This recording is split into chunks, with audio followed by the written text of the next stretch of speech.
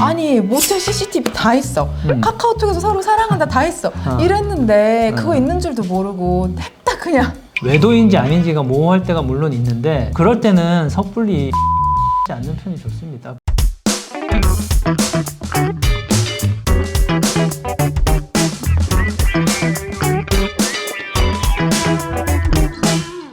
안녕하세요. 이혼 전문 변호사 김정세 변호사입니다. 박희연 변호사입니다. 자, 오늘 썸네일을 보고 좀 당황하신 분들이 있을 것 같은데요. 아니 상가소장 받고 인정을 하라니 이게 무슨 소리예요? 저희가 주로 상간 사건의 원고 사건만 다룬다고 많이들 생각하실 수 있는데 원고만큼이나 피고분들의 의뢰도 굉장히 많습니다. 네, 보통 이제 상가소장 딱 받고 나시면 와 이거 어떻게 해야 되지? 막 식은땀 줄줄 나고 그러시잖아요. 먹먹하죠. 그래서 저희가 평소에는 외도의 피해자, 즉 원고의 입장에서 컨텐츠를 만들었는데 이번에는 피고의 입장에서 관련한 내용을 좀 전달드리고자 합니다. 대부분의 피고들이 하는 실수가 있어요. 일단 부인하고 보는 거. 일단 아니라고 하는 거예요. 아 그렇게 답변서 오는 경우 너무 많지 않아요? 이제 무조건 부인하는 게 안 좋은 경우도 있거든요. 아니 모텔 CCTV 다 있어. 카카오톡에서 서로 사랑한다 다 있어. 이랬는데 그거 있는 줄도 모르고 냅다 그냥 저 안 했는데요. 저 몰랐는데요. 이래버리면 이게 좋겠냐고. 그렇죠. 이제 재판부가 볼 때 굉장히 뻔뻔해 보일 수도 있고 야 그렇게 해놓고서는 뭐 잘못된 줄도 모르는구나 이렇게 맞아. 괘씸하게 생각할 수도 있거든요. 반성의 기미가 없다.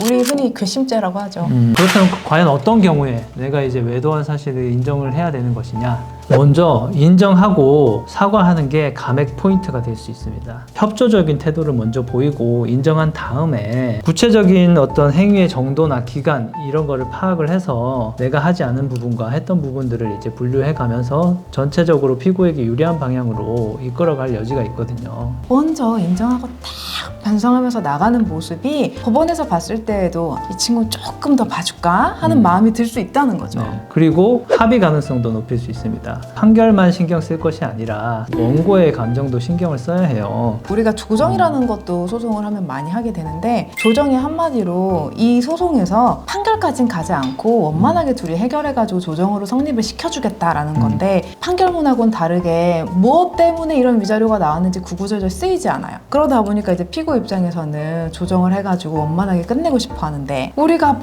말도 안 되게 부인하고 있는 사실도 아니라고 했으면 어떤 원고가 조정해주겠어요. 이랬을 때는 내가 바라는 부분이 판결문만은 남기고 싶지 않아요. 이런 니즈가 있으시다 하면은 변호사한테 그 나의 상황을 잘 말씀하시고 이랬을 때 우리는 어느 정도 인정하고 반성하고 사과하는 모습을 보이면서 조정으로 끌어간다. 이런 게 필요하죠. 그리고 하나 더 추가하고 싶은 것은 조기에 절차를 끝낼 수가 있어요. 그렇죠. 사실관계 부인하고 이거 증거다 아니다 막 이러고 있으면 재판 2번 할 거 3번, 4번, 5, 6번 맞아요. 가면 1년 가는 거거든요. 근데 그걸 정말 원하지 않으신다면 나는 이 사건에서 빨리 사건을 종결시키는 게 나의 목표다. 이것 또한 변호사한테 설명을 하시면 거기에 그쵸. 맞춰서 이 사건은 그럼 방향을 이렇게 잡으면 됩니다가 되는 거죠. 근데 부인을 해야 하는 경우도 있잖아요. 외도인지 아닌지가 모호할 때가 물론 있는데 그럴 때는 섣불리 인정을 하지 않는 편이 좋습니다. 단순한 친분이다 혹은 확실한 증거가 없다 이럴 때는 부인을 해야 되는 경우도 있습니다.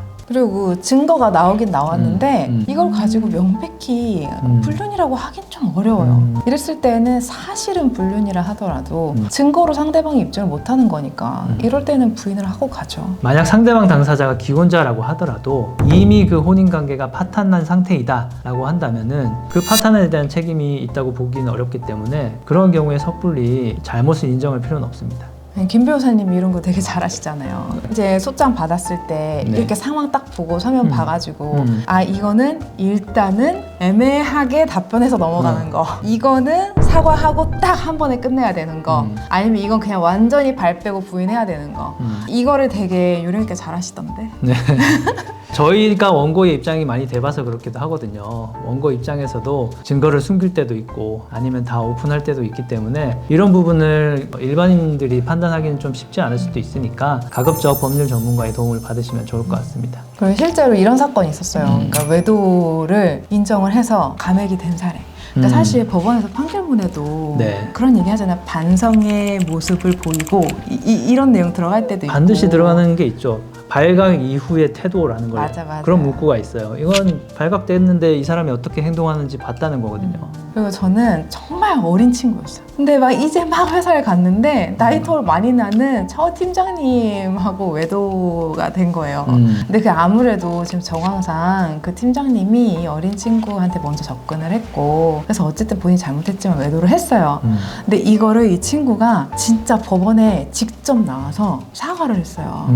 그리고 자기는 모든 처분을 받아들이겠다 라고 하니까 솔직히 원고 입장에서도 마음이 누그러진 것 같고, 법원에서도 과한 그 위자료를 판결하지 않더라고요. 근데 사실 이런 사람 진짜 없잖아요. 아니, 그렇죠. 진짜 한 1000명 중에 한 명 본 것 쉽지 같아요. 않아요. 법정에 나가기 싫다는 이유만으로도 변호사를 선임하는 사람들이 많은데 이렇게 직접 나가서 맞아요. 한다는 게 쉽지 않죠. 그건 굉장한 용기였고, 예. 본인이 정말 반성하는 모습을 법원이 감명을 받았다 생각을 하는 판결이었어요. 자, 저희가 이제 피고 입장에서 소장을 받았을 때 어떻게 대응을 해야 될 것인지에 대해서 먼저 말씀을 드렸는데, 감정적으로 섣불리 부인을 한다는 게 좋지 않다라고 말씀을 드렸어요. 무조건 부인하는 것보다는 상황에 따라서는 빠르게 인정하고 사과를 하는 게 훨씬 좋은 결과를 얻을 수 있다. 그 부분에 대해서는 충분히 법률 전문가하고 논의를 하시고 방향을 설정을 하셔야 된다라고 말씀드리고 싶습니다.